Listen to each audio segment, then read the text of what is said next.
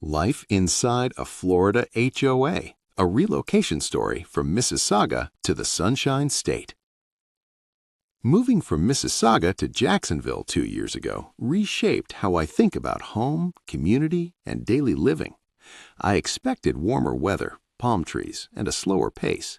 What I didn't expect was how much I would genuinely appreciate living in a homeowners association (HOA) community, and how naturally it fits my personality, my need for order, and, yes, my mild OCD tendencies.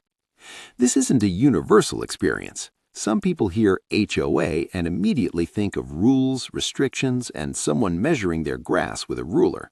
But for me, the structure has been a gift.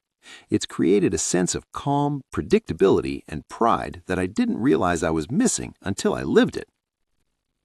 Adjusting from Mississauga to Jacksonville. Coming from Mississauga, a city with its own rhythm, density, and urban structure, I was used to a certain level of order.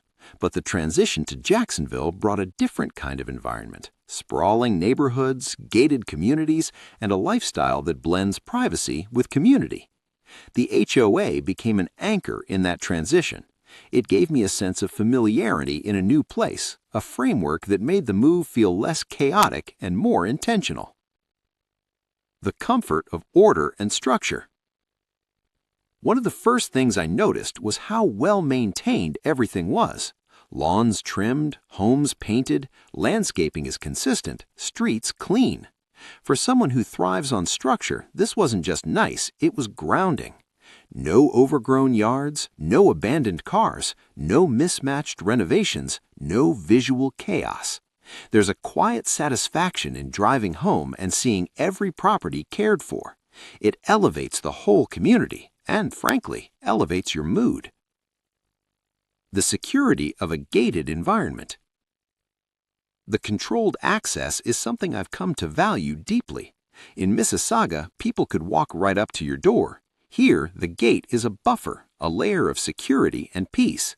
I appreciate knowing not just anyone can enter the community, visitors must be announced, there's a record of who comes and goes, and random solicitors can't show up uninvited. It's not about exclusivity, it's about safety, privacy, and the ability to breathe a little easier. No unexpected knock at the door. This might be one of my favorite parts. I love people, but I love planned people. The idea that someone can't just show up unannounced aligns perfectly with how I like to live. It gives me control over my space and my time.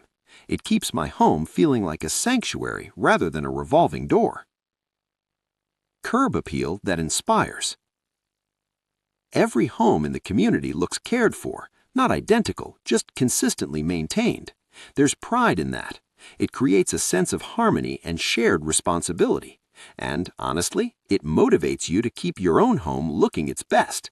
When everyone is contributing, the whole neighborhood feels elevated. Why HOA living works for me.